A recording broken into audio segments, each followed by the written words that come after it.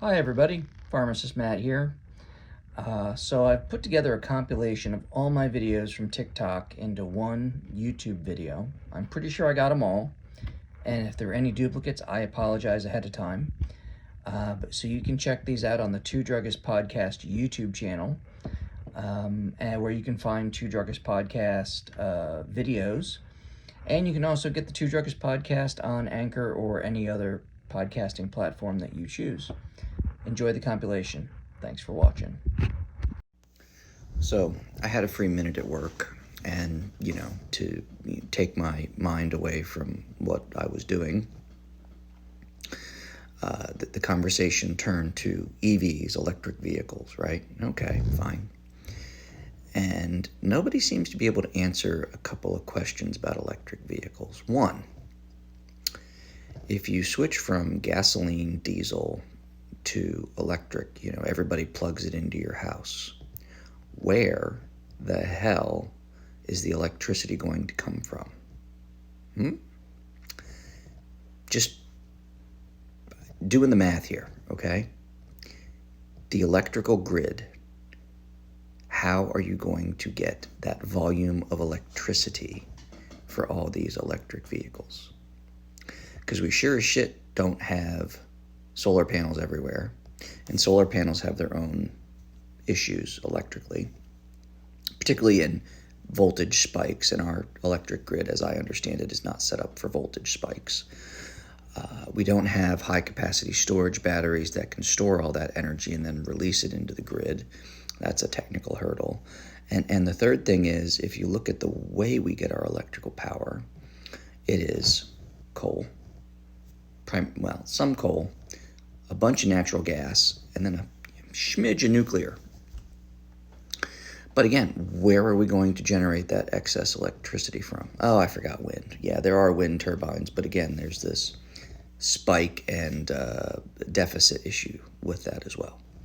So I can't wrap my head around it, and I'm not really seeing how electric vehicles are going to save us. Let alone we could talk about, the environmental impact of, burning fossil fuels versus raping the earth to get lithium for our batteries. Anyway, just a thought, there are things that make my head hurt, and that's one of them.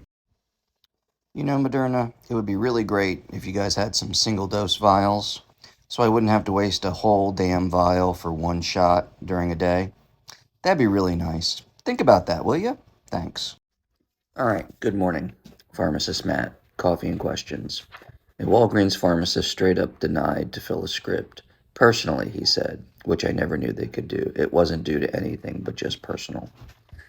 So, yes, pharmacists in every state have the legal authority to refuse to fill an order that they don't morally agree with. But again, if you refuse an order as a pharmacist, you must, one, give the order back to the patient, be polite about it, and the most important thing is that pharmacist must refer you to a pharmacist that will fill that order.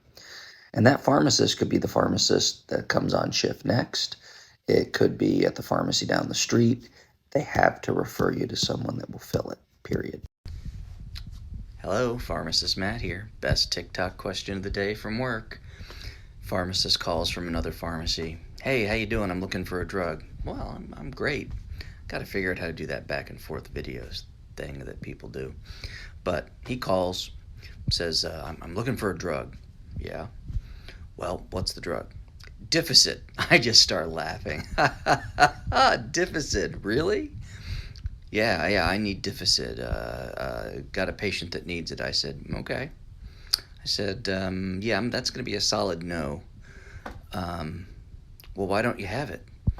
I said, well, the AWP, average wholesale price, $5,300 for 20 tablets. So that works out to about $270 a tablet. So hell no, I'm not going to have it in stock. Nobody's going to have it in stock. Maybe, just maybe the local hospital might have it, but we sure as hell don't. So I said, hey buddy, sorry, don't have it. But hey, thanks for the laugh. Anyway, all stories are HIPAA protected, and we change the name of the guilty and the innocent to protect them. Like and follow for more stories. So the short answer to your question is that better than Lavoxyl? No, it's different. It is what we would consider a cleaner preparation. It doesn't have a lot of binders, fillers in it. So you may get better absorption, you may get better control and more consistent thyroid hormone. But the thyroid replacement is a tricky business because you have to find the right one that works for you. And your endocrinologist or your physician will, try various preparations for that to happen. So is it better? No, it's different. It does the same thing. It just is a different preparation. So that's the best way I could answer your question, and that's the same thing I'd tell you if you came up to the pharmacy window. Thanks for asking. I'm sorry you disagree with that legal prerogative for the pharmacist. But yes, just like any other person on the healthcare team, if they have a moral objection, they are allowed to exercise it. Does it happen often? Not in my area. I have seen the thing on the news where pharmacies are refusing birth control in southern states. I'm going to do a video on that. But again, if a pharmacist exercises moral judgment and conscientious objection and refuses an order, they have to notify the provider, and they must refer you to a pharmacist that will fill that order. That's how it works. If that's not happening to you, you need to get a hold of your state board of pharmacy and talk to them about that. But no, my moral judgment is preserved just like any other person in healthcare. Every pharmacist gets that right. I'm sorry you feel it's not okay. Hi, everybody. Pharmacist Matt here, highlighting this question. Is there some other treatment other than Paxlovid for someone with kidney insufficiency? So yes, your doctor has a couple other options. First is an oral antiviral called Monapavir.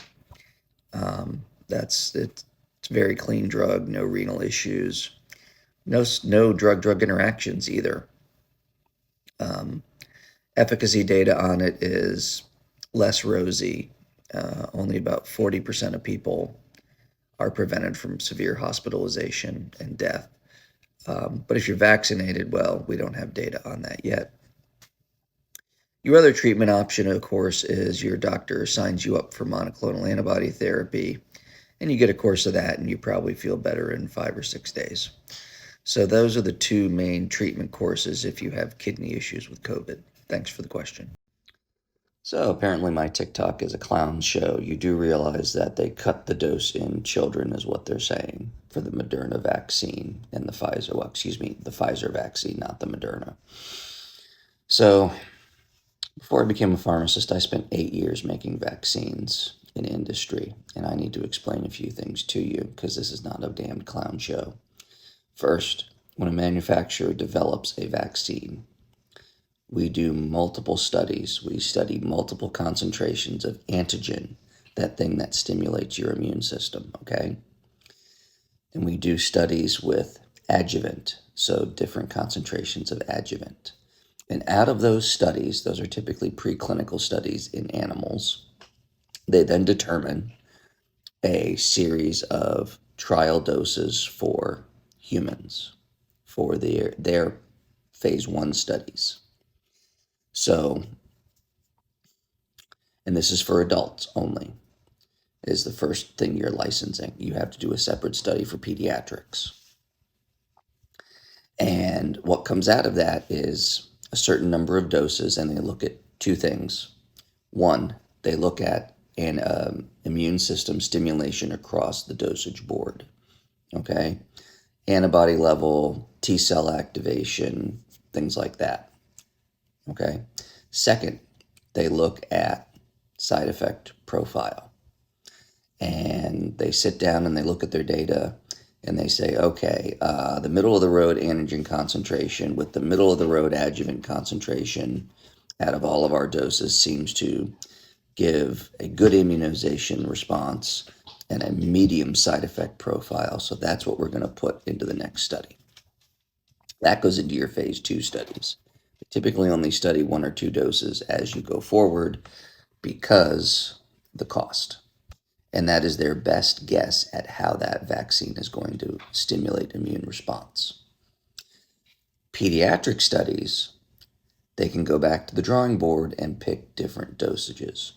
And I 100% guarantee that they reduce the dose of the Pfizer pediatric COVID vaccine, not for immune stimulation, but side effect profile. 100% guarantee it. So, yes, I do realize there are more than one dose in certain instances for vaccines for peds, but there are a lot of instances where they don't. Flu shot, 6 months to 65 years. Tetanus, diphtheria, Tdap, MMR, all the same dose. Everybody gets it. So thanks for that comment. Have a great day. TiTok, Matt the Pharmacist here. So yesterday something happened and I thought you guys needed a PSA about. So it's February, deductibles restart. If you have a regular pharmacy and you have a prescription with a deductible, transferring it to another pharmacy does not get rid of the deductible. It applies to the drug, not the pharmacy. So you're wasting your time and my time and somebody else's time. Thanks for watching. Should I switch to a mom and pop local independent pharmacy?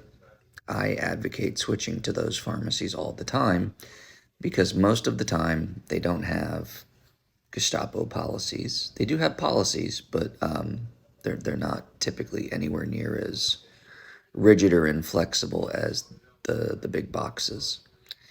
I would highly suggest that you talk with a local independent, try to get to the owner pharmacist if they're on duty, and talk with them about your issues and your meds and see if they're open to helping you. Most independents want to help people, and most of them follow the rules and check the controlled databases and make sure you're on time, but usually they don't hassle you. So as long as they're in your insurance network, I would say go for it. Hey, thanks for the question. So I'm going to try to answer this for you. The rule for 31 or 32 days to fill a Schedule II, most likely pain med, federally under the Controlled Substance Act and other federal regulations, I don't think that rule exists. But you have to remember that state boards, regulatory bodies adopt the Controlled Substance Act as is, and then they have the ability to make regulations that are more stringent. So they have the ability to become more strict, but they can't be any less than what the federal standard is. So most state laws are equal to or more strict than the Controlled Substance Act. That being said, I know you responded you're in Tennessee, and I don't practice in that state, so I don't know their regulations inside and out. I'm in Maryland. I hold registrations in Maryland, Delaware, and Virginia, so I'm familiar with their laws. This 31, 32 day thing seems like a very state-specific thing. I would talk to your local pharmacist and get their take on it. Maybe there's legislation that put this into place. Furthermore, as far as being closed on a Sunday, at least in my state, if a doctor puts a do not fill date on and it falls on a Sunday, usually they call and can modify those dates because they're arbitrary. And they know that people, if the pharmacy is closed on a Sunday, they're going to need to get that medication a day early, say the Saturday. And that's a completely reasonable accommodation. But as far as, if the pharmacy's closed on a Sunday, the provider should have the leeway within the state regulations to adjust that fill date. And again, your state law mileage may vary. I don't know Tennessee. I'm sorry. I would definitely talk to my local pharmacist and get them to explain where that ruling came from. And they should be happy to do that. So I hope this helped and answered your question. It sounds like a really crappy situation. That kind of sucks.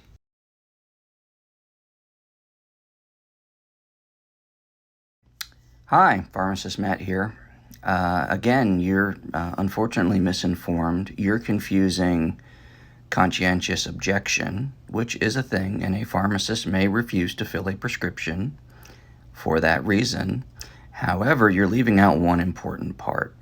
If a pharmacist refuses to fill a prescription, and that generally happens for things like birth control or post DNC care, they are required by law in most states to refer them to a pharmacist that will fill the prescription.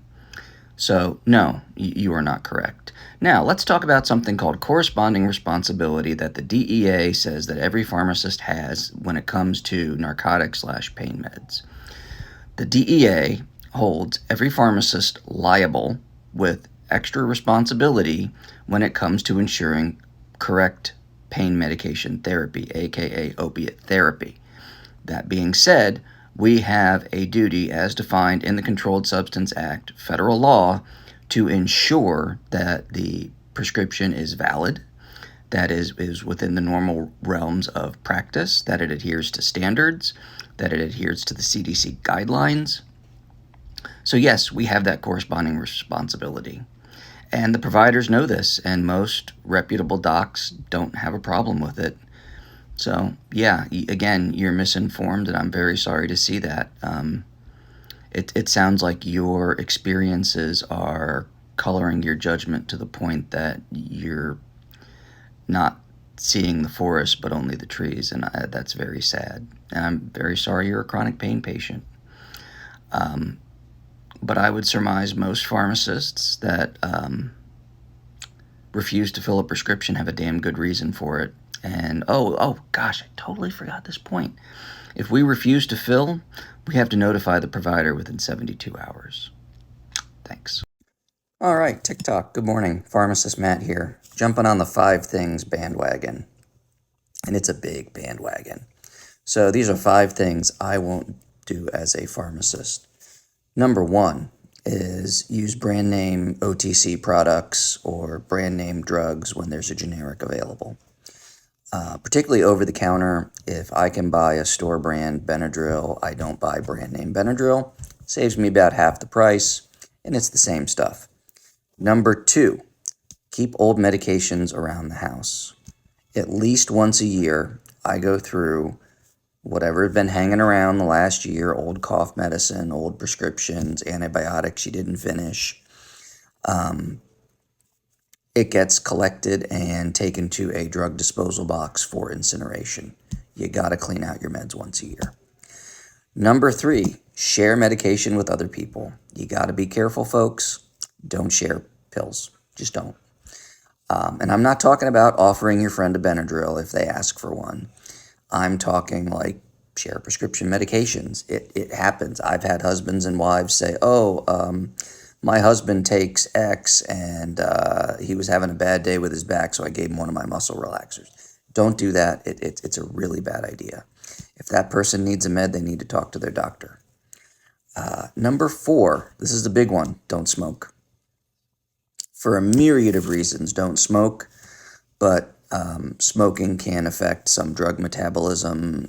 They're kind of off-the-wall interactions, but for your general health and well-being as a pharmacist, I don't smoke, and I encourage you not to either. And number 5 is consumption of alcohol. I typically avoid it, and I would encourage people to do that also, because people need to remember alcohol is a toxin and a poison, and our livers are preferentially geared toward getting rid of toxins and poisons. Our livers will also preferentially get rid of alcohol and metabolize it before sometimes it will metabolize your prescription drugs. So you've only got so many sites to metabolize a drug, and alcohol takes them all up, and your other meds build up, and you can have side effects and toxicities. So avoiding alcohol whenever possible is a really good idea. These are just 5 things I typically won't do as a pharmacist, and I hope they're helpful. Thanks. Okay, Zofran is definitely a miracle drug for a lot of people. Why it's not over the counter is a very easy thing to answer. Zofran Its mechanism of action is thought to work on serotonin, and it has some pretty significant drug interactions, and it has dosage limits that we can't really control if it were put over the counter. In nausea and chemotherapy guidelines, there's a max daily dose of Zofran. And unfortunately, if it goes over the counter, people could exceed that. And once you exceed that max recommended safe dose, you can have problems. And so that's the reason Zofran is not over the counter. Unfortunate, it does help a lot of people. Thanks for the question. Good morning, Coffee and Questions. Why aren't you and your peers taking on the DEA and the pharmacy benefit managers? You can fight for paying patients getting their opiate meds. Well, so we'll break this down for you. First, your average pharmacist doesn't have any power when it comes to DEA. We're not, individual pharmacists are not registered by DEA. Pharmacies are registered by DEA, okay? When a pharmacy is registered with the DEA, they get a permit and a concomitant state permit for dispensing and stocking of controlled substances. If you run afoul of DEA in any way, they can yank that permit and destroy a part of your ability to help your patients and your business, okay? I don't know how you take on DEA other than you call your congressman and you lobby federally. Speaking of lobbying, you want to go check out the National Community Pharmacists Association, NCPA. For years, we've been fighting to get pharmacists to put pharmacy benefit managers in check. So let's talk about pharmacy benefit managers. In order for you to whip out your insurance card and get your prescription filled at any pharmacy, that pharmacy must have a contract with your pharmacy benefit manager, okay? If you don't, you try to transmit a claim, you get a out-of-network, not able to serve rejection, and you have to send them to a network pharmacy. That being said, National Community Pharmacists Association and American Pharmacists Association have been lobbying hard to put pharmacy benefit managers back in check because they are strangling pharmacies. Economically, it's theft by contract, folks. These contracts are so one-sided that you step out of line, they will crush you, okay? They will dictate what you can fill, what you can't fill. Is there a 7-day limit? They misuse the CDC guidelines. It's horrible. I could do a whole series on what pharmacy benefit managers do to pharmacies. But the short answer is, in order to even have your doors open as an independent, there's no recourse other than lobbying through your national organizations. And we've been doing that for years. Please go check out NCPA and look at what they're doing for independents. I wish I had a good answer. I'm sorry. Hello, TiTok. Pharmacist Matt here. So, something happened today at work I thought would make great TikTok content, and it revolves around controlled substances, everybody's favorite. And this particular controlled substance is a benzodiazepine, benzo for short. Everybody likes them. They mellow you out, they put you to sleep, they make you feel good. They're great for anxiety. Anyway, that's kind of off topic. Patient calls the pharmacy and says to me, I called my insurance company and they said I can get my Xanax today. I pull them up on the computer. They're a week early, 7 days. I said, no, we can't do that. No, my insurance company said they will pay for 75% and I want to fill it today. Yes. So yes, your insurance company is correct. They will pay for your prescription at 75% usage. That means if it's a 30-day supply, they'll pay for it at 30% of that usage. It's like 22 and a half days or something like that. Don't quote me on the math. It's been a long day. But there are some other factors that come in here on whether you get your Xanax early. First factor is the discretion of your healthcare provider or prescriber. They might just say no. They might have told the pharmacy already, all of their patients, you can't get it but 1 to 2 days early. And if you request it earlier, you have to call them. True story. I've got a note from a local physician. That's it. You got a problem with it, you got to call him. It's not the pharmacy's problem. Number 2, there is the Controlled Substance Act. Xanax is a controlled substance, as most other benzodiazepines are. And generally, you are not to fill them more than a couple of days early. It's frowned upon to give somebody an early refill on their Xanax. I know it's inconvenient, it's not fun, but these are controlled substances and there are rules. So, before you explode and get mad, remember, pharmacists have to follow rules. And we are one of the most regulated professions out there. We've got our state boards of pharmacy. We've got the DEA. We've got the FDA. We've got OSHA. We've got all sorts of regulatory bodies out there. Our state controlled substance boards. Oh, I forgot those guys. Anyway, no Xanax for you.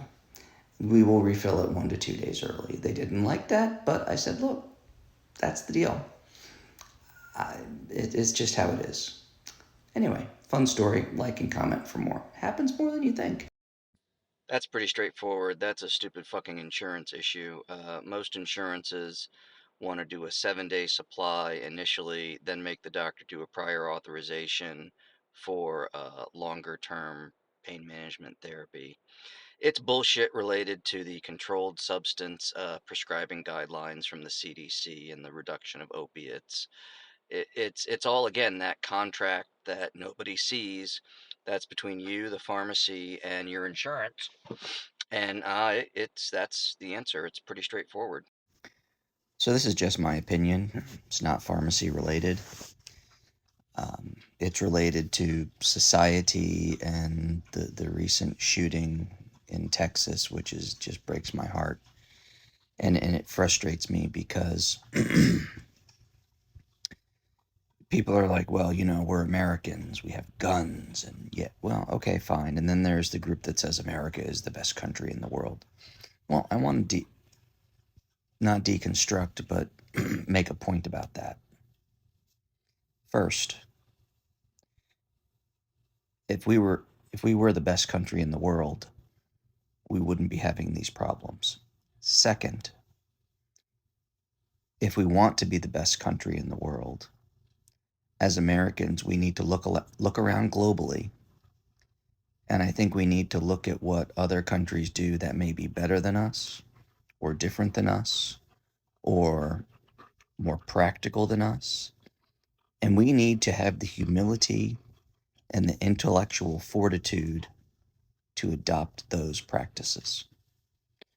Because that is the only way that we are going to make our society better, safer, and more just. So think about that. Look around the world, Europe, Russia, Canada, I don't care what country. Look at them and see what the differences are. Is it a better social network? Is it different supports for parents? Is it different benefits? Is it a different vacation structure? I don't care what the solution is, but we need as a society for America to start changing those things and get away from this rugged individualist, you're on your own. No man, no man is an island. No family is an island. We need to start doing a better job of that. And that's, I think, the only way that we will resolve these problems. Thanks. So, this is a press release from Pfizer, the maker of Paxlovid. And you'll see here it says in a subgroup analysis, non-significant 57% reduction in hospitalization and death was observed in the Paxlovid treated vaccinated patients with at least one risk factor. So that means you are just as likely to be okay with the placebo. Okay? So your symptoms were not ameliorated to enough extent to warrant taking Paxlovid. So that means that if you're vaccinated, Paxlovid may not be helpful. That's what that means, folks. Pfizer's own data. Remember, this is not medical advice. Talk to your doctor or pharmacist. I'm just pointing out data. Thanks. Hey, buddy. Pharmacist Matt, thank you again for the comments. This was kind of what I hoped would happen with this, TikTok feed. I would get to answer questions or statements or reply or what have you. And so, yeah, I mean, as a pharmacist, there are regulations. My hands are exactly that, handcuffed. There are only certain things that I can do. And unfortunately, if you are out of your controlled substance and it's over a weekend and the doctor didn't send in your prescription, legally we can't do anything. We can't just, hand you some Xanax to get through the weekend. We legally don't have that authority. It's just a big no-no. So it can be difficult, and there are only certain things we can do. And it is frustrating, but we do the best we can with the system we have, and we try to help whoever we can. Anyway, appreciate you watching the videos. Take care. Hello, Stephanie B. 1979. No, the DEA and the states will not tell us when a doctor is being investigated because they will not comment on ongoing investigations, so we have no idea until they take a license. All right, everybody. Pharmacist Matt here. This is a great question. Copay assistance versus patient assistance programs. A patient assistance program is run through a drug manufacturer. So let's say you're on Eliquis or Xarelto or Anoro-Ellipta or Symbicort, Advair, pick a brand name expensive drug. The manufacturer of that drug has a program for people that are on Medicare, okay? And that's your Medicare Part D people. You call them, you go through an application process, and they send you the drug at reduced or no charge, and it works out fairly well if you qualify. There's whole screenings that you go through to get these patient assistance programs. I'm not 100% familiar with the nuts and bolts of them because typically we just refer you to them and let them do what it is they do. Copay assistance is typically in the form of those coupon cards from the manufacturers. I am not talking about those silly third-party discount cards. That's a whole other stupid pain in the ass. I'm talking manufacturer copay assistance. You have a prescription for Advair.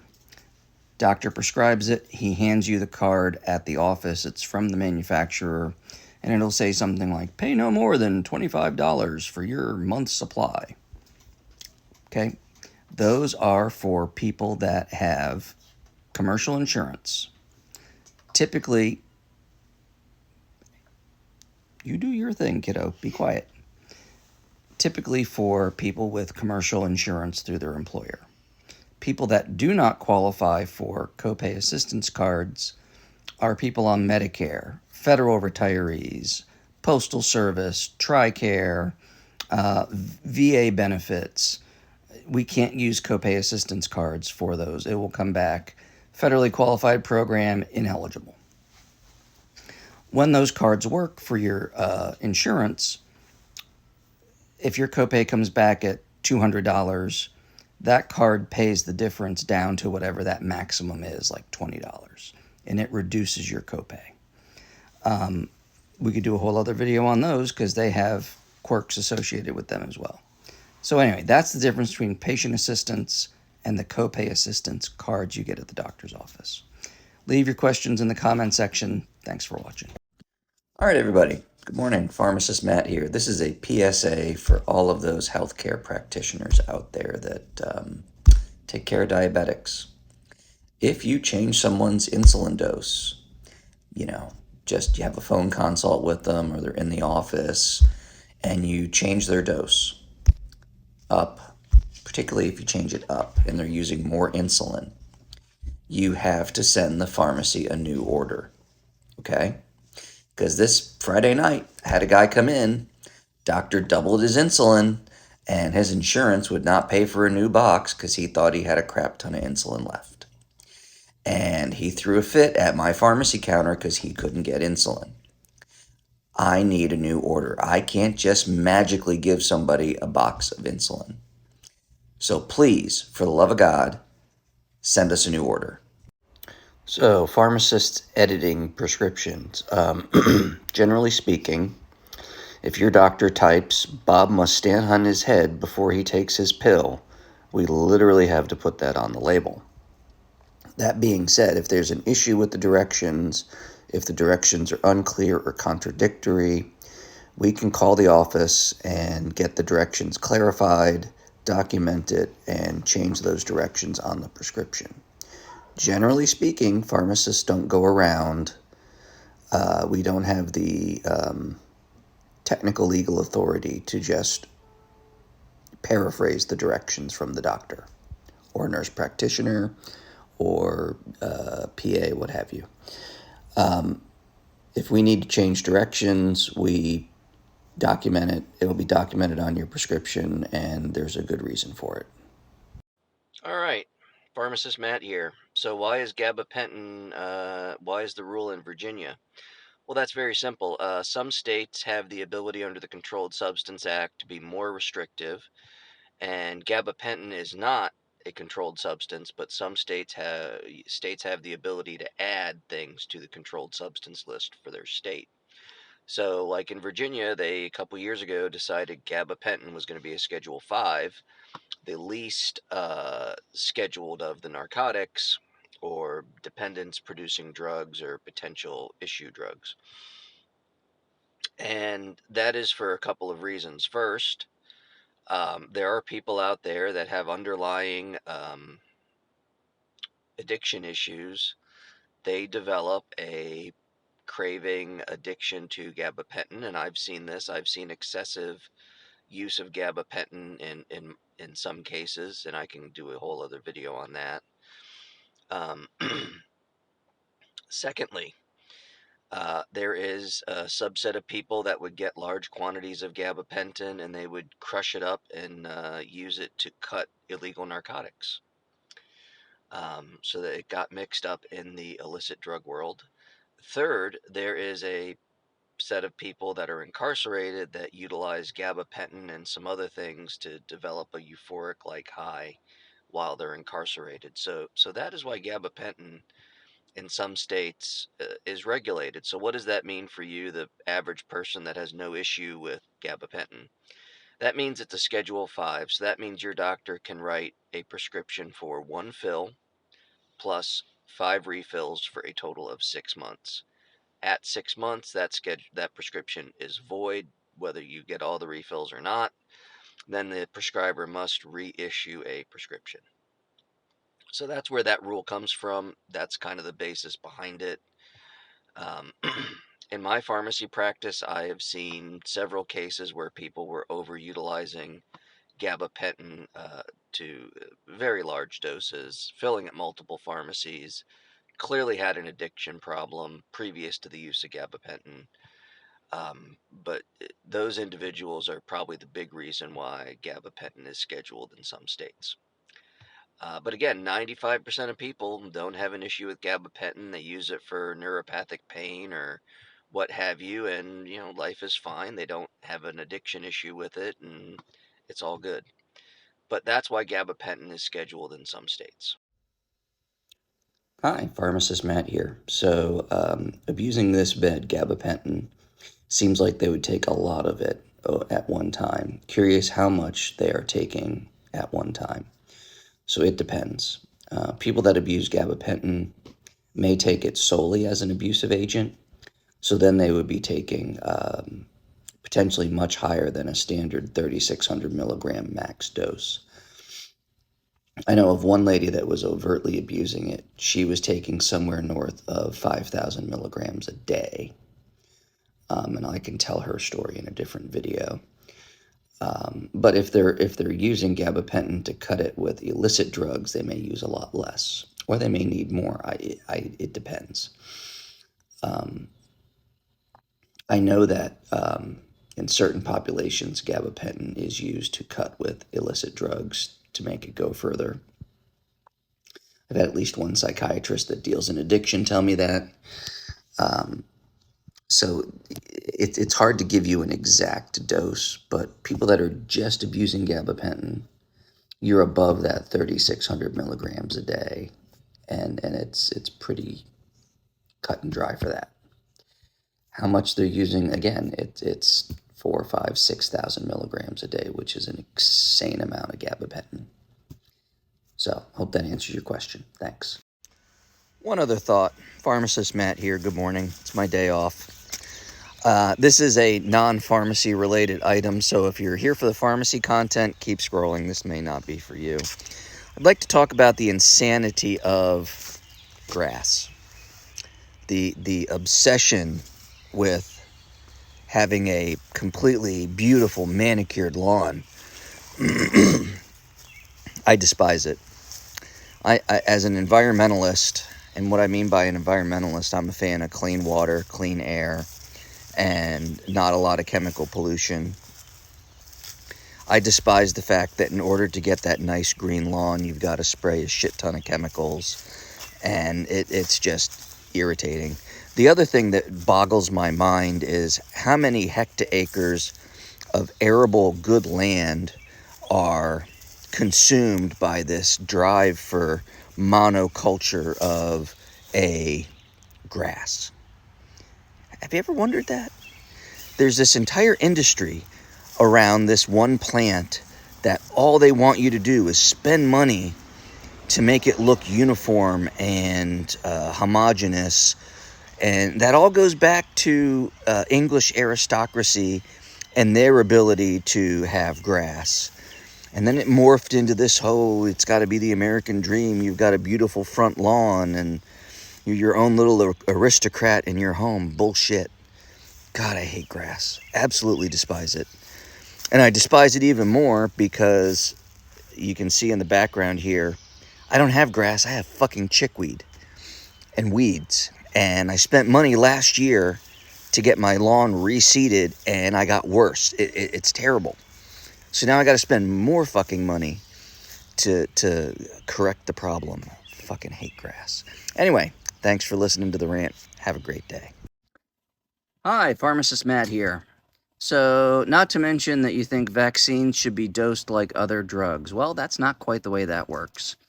So, vaccines are dosed based to elicit an immune response. It doesn't matter how many kilograms you are, your immune system works the same way. It's just not the way it works. For example, a 400-pound guy gets the same dose as a 150-pound guy because our immune systems respond at the same rate. It's not based on body weight. It's a common misconception, and I hope that clears that up. The flu shots, everybody gets the same dose. Typhoid shot, everybody gets the same dose. Pneumonia shot, same deal. It's based on immune response and antibody level and things like that. Thanks. Good morning, Pharmacist Matt here. The Moderna multi-dose vial video. I really want single-dose vials. At this point, COVID is endemic, and people are not lining up en masse to get immunized. So what we're doing is we're taking multi-dose vials, we're opening them for 1 or 2 or 3 or 4 or 5 shots, which is not the complete content of the vial, and we're ending up wasting vaccine. And generally, I don't like wasting anything. I'm, frugal and thrifty, and it seems to be a big waste. At the beginning of the pandemic, when we were doing mass vaccination clinics, multi-dose vials were fantastic. At this point, single-dose vials are the way to go because we've immunized the majority of the people that are eligible and want it, and the people that are straggling in are just getting boosters. TiTok, Pharmacist Matt here. At the workbench here in my garage. I've been off for the last 8 days due to COVID, feeling a lot better. But I wanted to do this as a video so I could get it out of here. One day I just collected a bunch of these, and these are stock bottles. And they are, see if it'll focus, high density polyethylene. And none of this stuff gets recycled. And it makes me absolutely crazy because this stuff could be recycled. Polyethylene, high density, is recyclable. Same stuff we make our milk cartons out of. But the problem is we've got these labels on them that won't come off, so you can't really get rid of them. Plus, there's then the question of drug residue. So, if you've got a good solution for recycling these, let me know in the comments. It's one thing that just bugs me. It really does. Anyway, thanks for listening. Have a great day. Hi, Pharmacist Matt here. I'm highlighting her comment because I want to talk about this misconception I see a lot in my comments. A lot of people respond, well, I take gabapentin and I don't use it. I don't understand how people can abuse it. Well, that goes back to everybody's a little different. And some people are more susceptible to abusive agents than others. There are people out there that can take gabapentin. It won't do anything for them. It'll make them sleepy. Doesn't help their pain. Doesn't give them any sort of effect. Then there's a subset of people out there that will take gabapentin. It's going to work great for your nerve pain, and they're going to be happy on it. That's fantastic.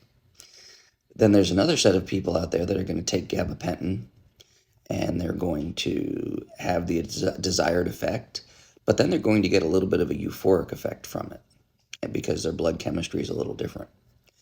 And then there's going to be this small subset of people that take gabapentin and get a euphoric effect and say, wow, I really like this and I want more.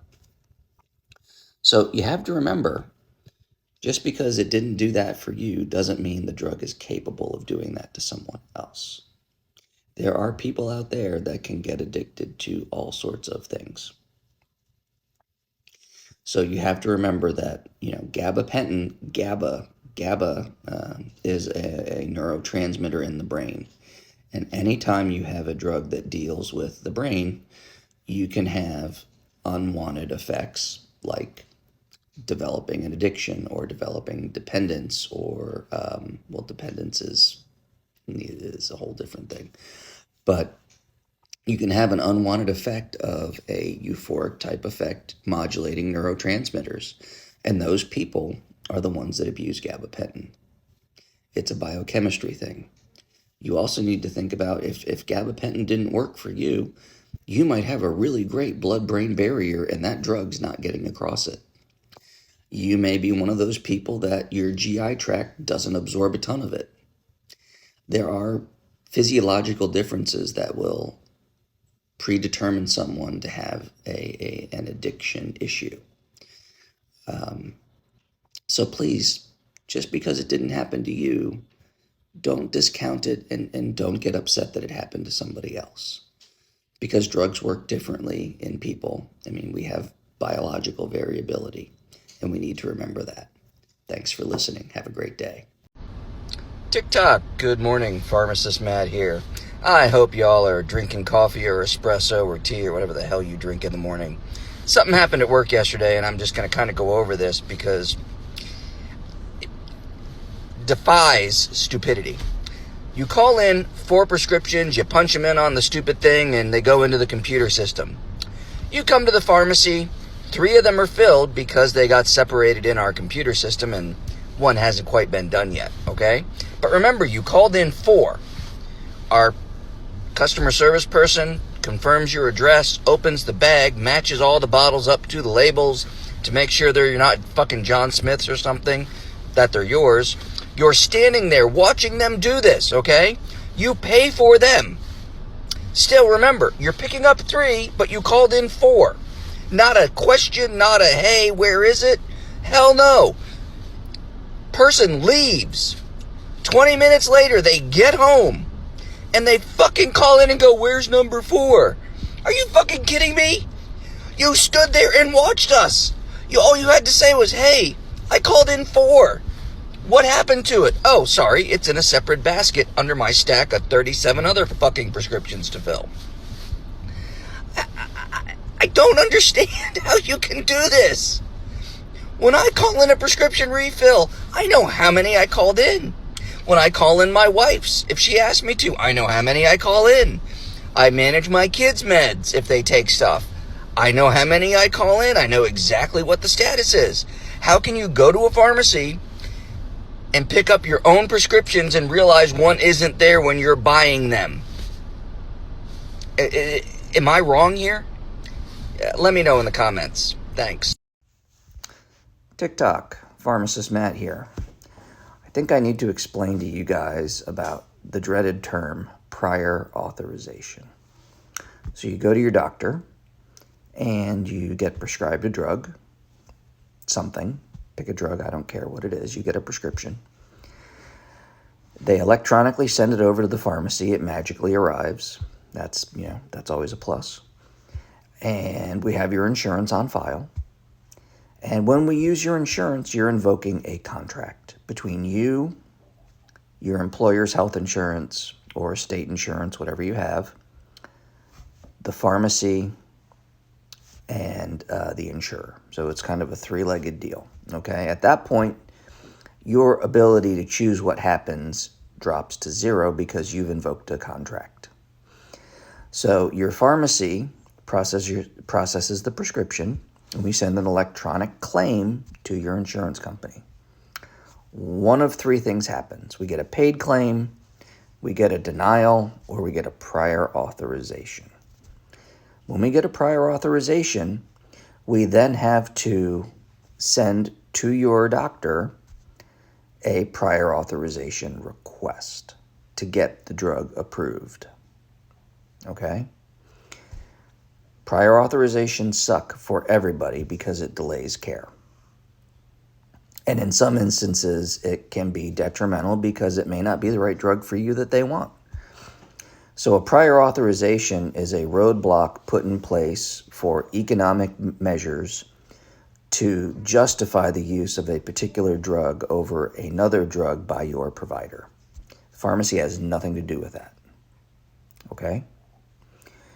So then it may take 24, 48, 72 hours. Your doctor has to fill out a form and justify why you need that particular drug versus another drug on the formulary. Now, just because a prior authorization gets approved, it does not guarantee you that you can afford the copay for that drug. That's a whole other matter. Because typically drugs that require prior authorization have higher copays. It's just the way it is. So prior authorizations are not fun. There's nothing the pharmacy can do other than send the request to the provider to get it approved. And hopefully that provider will call us when it's approved and we can process your claim and fill your prescription. Leave some questions in the comment section below. Thanks. Hey, Pharmacist Matt here. That's a great question. Whatever happened to that? So, flushing stuff down the toilet is not generally recommended unless it is a drug that poses serious risk of abuse, fatal outcomes, things like that. So if you check out FDA's website, they're going to tell you that the only thing that should be flushed down the toilet are things like narcotics, fentanyl patches, drugs that pose a serious danger to people if they are abused or get into the wrong hands. The reason we don't recommend flushing stuff now is because we have better, cleaner ways of getting rid of medications rather than letting them leach into the water supply. Thanks for asking. All right, TiTok. I'm recording this in the morning, so good morning. Pharmacist Matt here. So in my last couple of videos talking about partial fills of controlled substances, I realized that it wasn't as clear as it should be. So I'm going to try to clarify this so that everybody understands. So partial fills refer to a C2 or a Schedule 2 controlled substance. Those are your heavy-duty pain meds, your ADHD meds, things like that. If a pharmacy doesn't have a full quantity of the drug in stock, they have two choices. Well, they have three choices. One, they could say they don't have it in stock and you got to go elsewhere. It's not the best choice. Second choice, if they can't guarantee the balance in 72 hours, they can fill for what they have on hand. Let's say you need 120 of them and they have 60, they fill the 60. The rest of that prescription is then void. The provider must then issue a new order for the remainder. Or there's the third option, which is the easiest and best for everybody, where we fill the order for the full quantity, 120. We give you a partial amount, 60, and then within 72 hours, you get your other 60 tablets, and everybody's happy. The DEA is happy. You're happy. I'm happy. Life is good. So that's how partial fills work. Now, there's a little bit of nuance here. That is how the Controlled Substance Act works, and most state laws for pharmacy follow that act. Corporate policies can be more stringent. State laws can be more stringent than the Controlled Substance Act.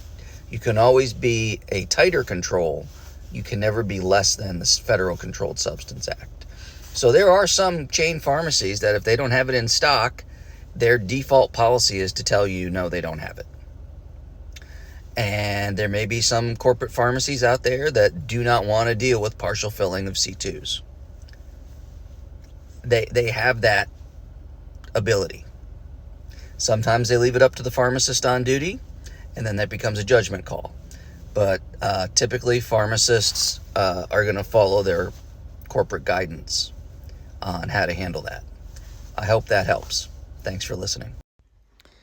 Hi, Karen. In answer to your question, pharmacy vials like this are made of polypropylene. They have a number 5 on them. And these generally are not recyclable either. So I don't know what to do with these. Some people use them for arts and crafts.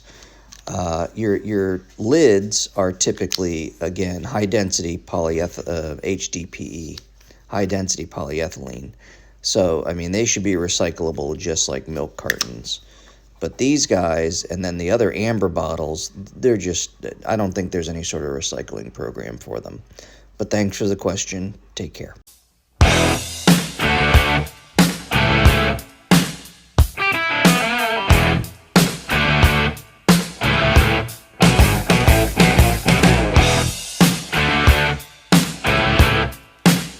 Cause you had a bad day, you take one down, you sing a sad song just to turn it around. You say you don't know, you tell me don't. All right, medication disposal is a big issue. A lot of people have questions about it, and I can talk about that certainly. Your first best option is finding a medication disposal box. They're green or blue or red, and they have a slot. You open it up just like a mailbox. You put your drugs in. At some point, somebody comes along, seals up the inner liner, and it gets mailed away for incineration. Incineration is the cleanest, most environmentally friendly way to do this because you're not putting it into the water supply by, flushing it down your toilet, or you're dumping it down your sink, or you're not letting it leach through landfills and contaminate groundwater. It is much better to vaporize them into CO2 and water than anything else. So drug disposal boxes are the way to go. Local police stations have them. Local pharmacies have them. You can even buy, if you really want, little pouches to mail your stuff back. Some pharmacies stock those. I don't recommend them, but you could do that if you want.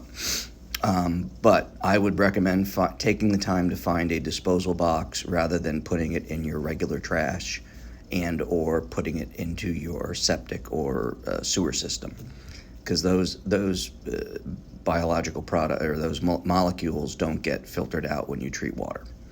So that's the answer to your question. Walgreens, CVS, independents, police stations. Once a year, the DEA does a take-back day where they take back everything and they send it off for incineration. So there are options, and if people find this helpful, I'll talk about some other ways. Thanks. Hey, Pharmacist Matt here. Great question. Aren't animal meds and human meds not always quite the same? Correct. So, generally speaking, veterinary-only medications are sold to veterinarians and not available through human pharmacies. And the other side of that is we can use human drugs in the veterinary world to treat our veterinary patients. At our pharmacy, we do a lot of that. We get a lot of vets calling stuff in that we specially compound. And we have 2 pharmacists that specialize in that, and they have a veterinary pharmacology reference, and they do that sort of stuff. So we get stuff for dogs, cats, chickens, hamsters, goldfish, what have you. Well, not goldfish. All sorts of pets. But we do a lot of dog and cat stuff. But examples of even using human meds in the veterinary world, they use gabapentin, they use fluoxetine for anxiety in dogs. Some vets use tramadol for pain relief. We use hydrocodone for kennel cough. I mean, there's all sorts of examples. But generally speaking, we can use human meds in dogs, cats, the veterinary world, because during the FDA development process, those drugs are tested in a number of animal species before they get to non-human primates and then humans. So there's good data on the use of those drugs in animals before they get to humans. So veterinarians have good references for doing that. That being said, there are examples of drugs that are developed specifically for the veterinary market. Remedil comes to mind as, I believe, an NSAID for dogs. Because there are some human NSAIDs that don't react well with dogs. I believe Motrin is not a good thing to give them. But again, I'm not a veterinary specialist. I'm a community pharmacist. I do a little of everything. Our compounders at work are much more in tune in what you can and can't use in dogs and cats. So that's the answer to your question. Have a great day.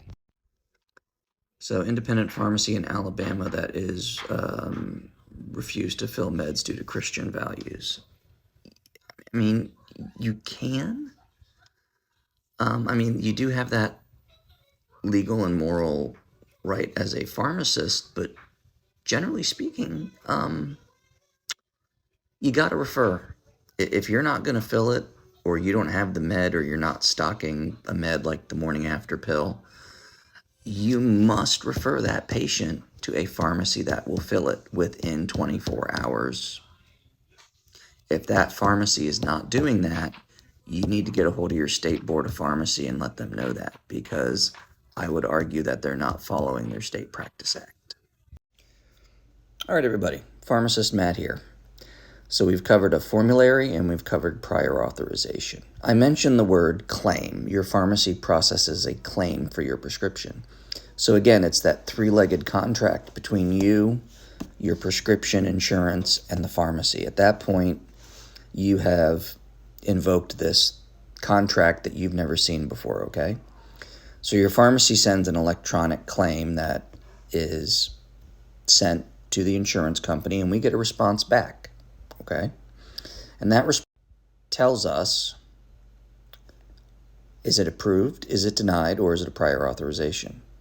Typically, if it's a denial, that means it's a non-formulary drug, and your doctor's going to have to work to get that approved. Prior authorization, we've already covered that. See the previous video. Now, a approved paid claim tells us a couple of things. It tells us what they're going to pay the pharmacy. It's going to give us what our dispensing fee, where the profit should be. And it's going to give us your copay. So at no point does the pharmacy decide what your copay is. It is electronically sent back from your insurer. So if it's $10 or $500, your pharmacy has zero control over that. Furthermore, pardon me, allergies. Furthermore, deciding that the copay is too much and going to another pharmacy doesn't work, and here's why. With that insurance contract that you've invoked, there are preferred pharmacies, and there are non-preferred pharmacies, and then there are out-of-network pharmacies. You are going to get the best copay at a preferred pharmacy. It doesn't matter if that's CVS, Walgreens, or your local independent. If they're your preferred pharmacy, that is your preferred copay. even if it is $300 for that drug. That does not change. So getting pissed off and transferring it to another pharmacy does not change your copay. Just don't waste your time. Also, gone are the days that when we get information back, if it's a higher copay drug, sometimes they will not tell us anything more. And we can get into what a claim will tell us. And I only have 3 minutes here. But note that your copay, your pharmacy sends that back to your insurance company. It's another fee that they charge you. Anyway, like and follow for more. Thanks for listening. Good morning, Pharmacist Matt here. That is a great question. I'm going through each video looking at comments, and I'm going to try to answer questions. So, ivermectin prescription, only 2 local pharmacies in my town will fill it. Why? Well, there's a number of factors, but the easiest way to answer this is essentially most pharmacy benefit managers have put out there that if pharmacies fill an ivermectin prescription for COVID, they would consider that an inappropriate prescription and they would take back the reimbursement with an audit. And that can be a whole other video, but essentially the pharmacy benefit manager contract hamstrings pharmacists and pharmacies into what they can and cannot fill. And they essentially put out a directive that if it's not for a parasite and it's not the parasite dosing, they're not going to fill IV. They won't pay for ivermectin. The claim will go through, but then they'll recoup it on an audit, and the pharmacy will then lose money. So that's why. Some pharmacies I've read have gone to filling ivermectin for cash, and that's completely legit. Probably a local pharmacy is doing that, and that's completely legal. The other part of that question is it was essentially the FDA put out very strongly that pharmacies should not fill ivermectin prescriptions for a certain indication because they felt there was no evidence for its use. That's the other reason. So it's kind of a double whammy that the government and the pharmacy benefit managers essentially have made ivermectin a radioactive no-go. So yeah, there's the answer to your question. Thanks. Good morning, Pharmacist Matt here. This is a great comment. This is why I'm making educational videos on TikTok. The role of a pharmacist is not just to blindly fill your prescriptions. There is judgment and rules and regulations in place, and we are part of the healthcare team, and if there's an issue, we're going to flag it. I'm sorry you feel that way, but, just like a doctor, a nurse practitioner, a physician assistant, a physical therapist, a nurse, any other member of the healthcare team has the ability to have a judgment on what they do and how they do it, and pharmacists get that same respect. So, I hope that helps clarify your perception of things. Friday morning, Pharmacist Matt, TikTok, and coffee. Gosh, coffee's amazing.